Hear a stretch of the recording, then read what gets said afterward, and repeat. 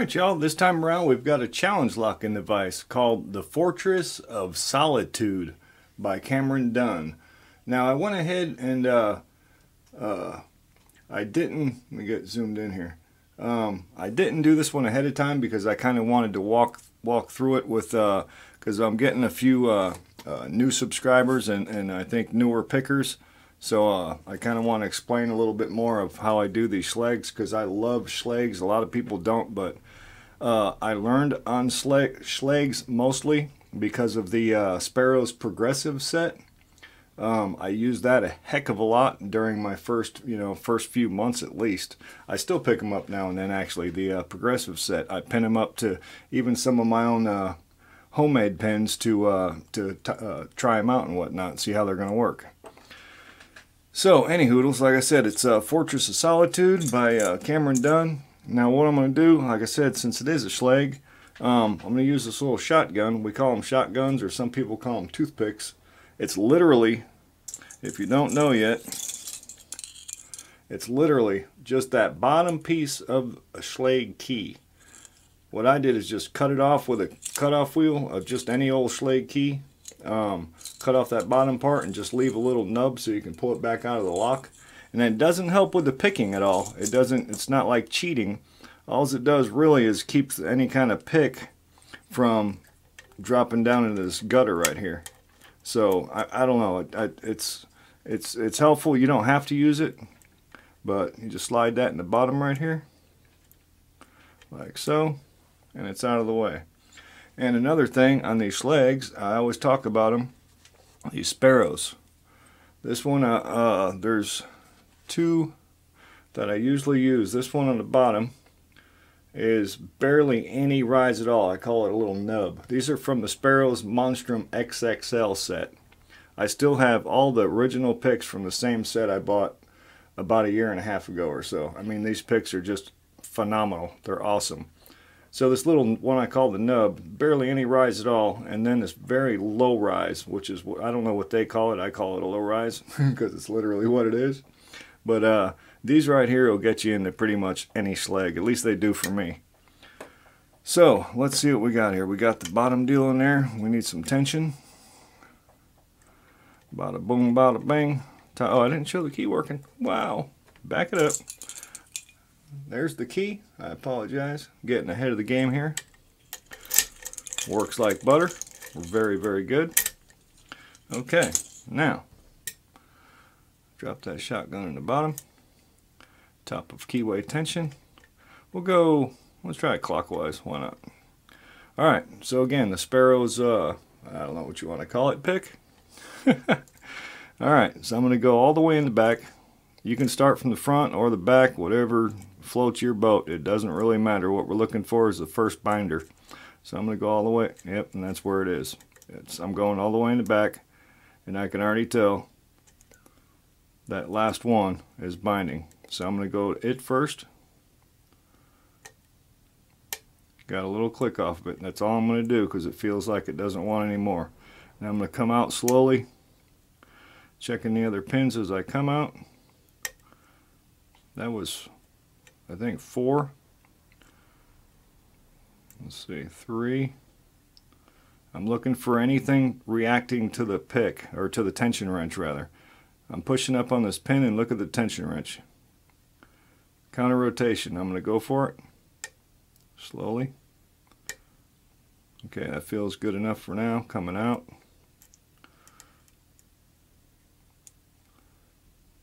Two.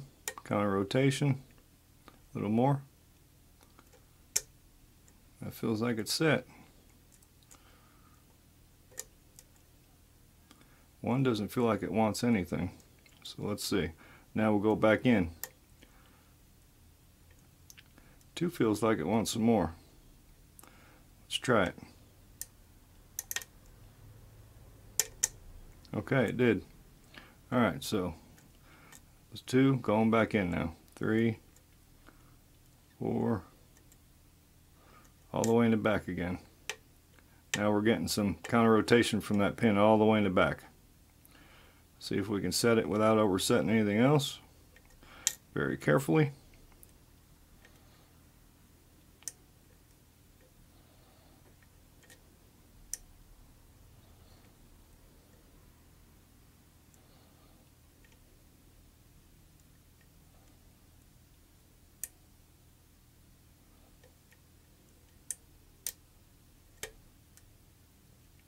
Okay, I got it, but I dropped something else.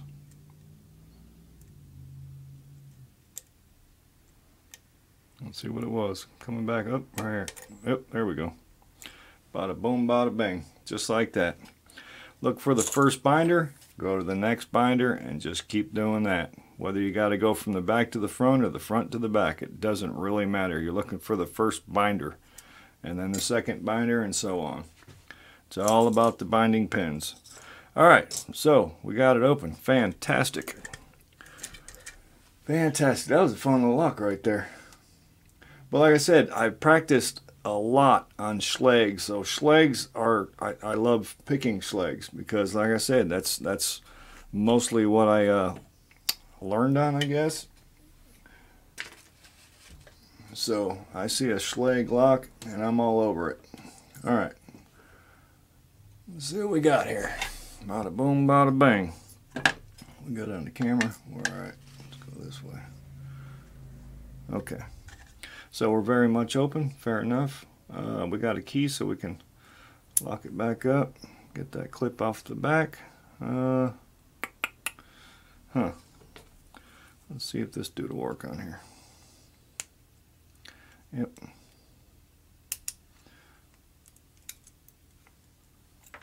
Nice. Alright. Key in there. Put a shim.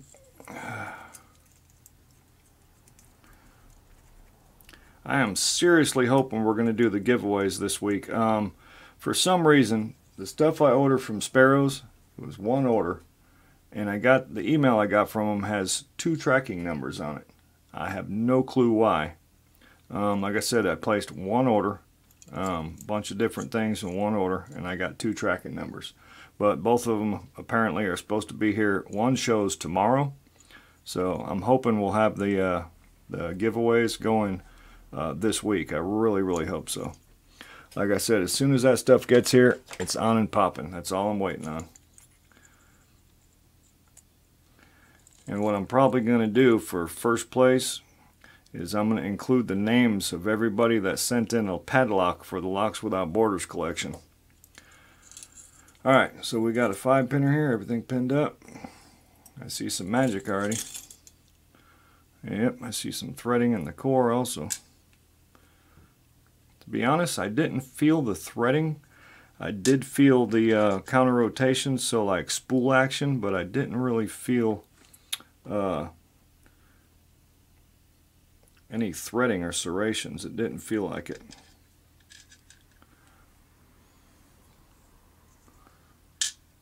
There's 4 and number 5. Let me get some specs on so I can see as good as the camera. And what we got on the core? We've got threading in 1, 2, and 4, and we got what looks to be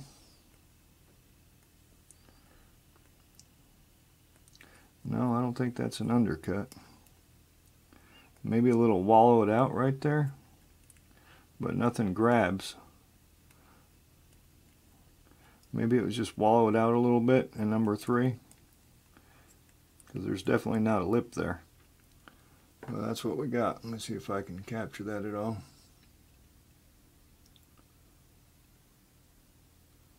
Nicely done though. Alright, bada boom, bada bing, baby. Let me see. Front, I can tell the front, but I'll mark it anyways. I always like to make damn sure that I put a lock back together exactly the way I got it. So, alright, and I've showed this before. I'm going to show it again. I know we can't always use this type of follower, but when I can, I put this slot going up and down, push it through slowly while I'm gripping it in the back a little bit so it doesn't go shooting out. Push it through till I get that first pin coming up, and I bring the pin up with the tension wrench, or the tension wrench, with the tweezers. And see, I mean, this way if there's a 2-piece pin or anything funky in there, it can't even really tip over in there. So you're not going to lose its orientation. Spring. Do the same thing.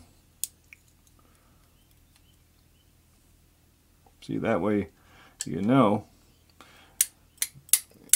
if anything comes popping up out of there, you're not going to screw up somebody's lock and put it back together a different way. Beautiful pin work. Golly, it's gorgeous. We'll get a close-up on them here a little bit.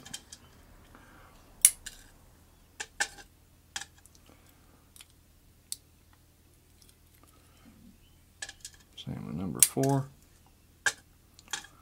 And last but not least, oh, that one felt tough. I think that's got a different kind of spring back there. Let's see. Yep. Yeah, it's a stiffy there. Yep. Nice. That's probably why when I had them all set, because I went to the back first, I set it, and then when I set the other 4, I lost this one, so we had to go back and get it. That's probably why. It really wanted to push back down. Alright, I don't think that was tampered with. Nope, no mods up top to the Bible. Alrighty. The Fortress of Solitude by Cameron Dunn. Thank you so much, Cameron, for pinning this thing up. And I want to say